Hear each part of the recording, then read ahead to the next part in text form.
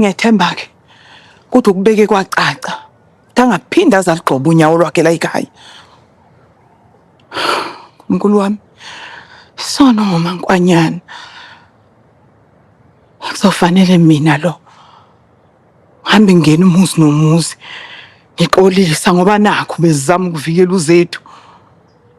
Ucabange nje ihlazo elingaka. Uzethu uyifaka nkosikazi. Wenze umonakalo manje uyisaba ukubhekana nawo. Ngiyavuma ngemzela uzethu. Ngamkhulisa baba. Kodwa lento asephenduke wayiyo angiyazi mina. Uzethu ufile.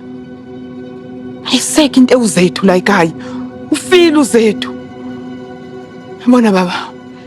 Mangukuthi nawe udinga ukuthola enhlizweni yakho. Ngicela ukuthi umncwabe uzethu. Umncwabe baba. Ngigqibe. Ntombazane yethu ayisekho baba, ngeke iphinde futhi ibe khona.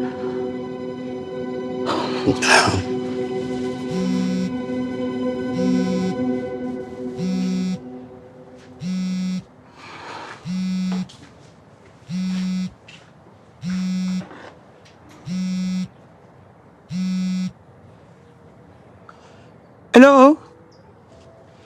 Ngikhuluma nobani? Ma. Zethu. Yini? Usofona ngeinamba engazazi manje ngathi ulisela. Ngiyacela. Ufunani? Ngifuna ukuxolisa ma. Ngifuna ukuxolisela yonke into. Ngixolisela ihlazo. Ngixolisela nokuphola inhliziyo zenu. Mntanami. Ngwani. Ngixolisa ba. Mengaqondile ukuthi usabela noma ubuhlungu.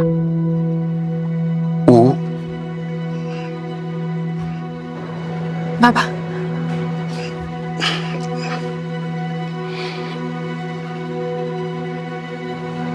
Nje uzizwa ngathi yisigwili. Futhi nanokuthi umnikazi wayo akakafiki uzolanda imali. Kusho ukuthi isigwili lapho ekhona khona. 10,000 ushintshi Shintshi abangase bathi lo wathini owethu.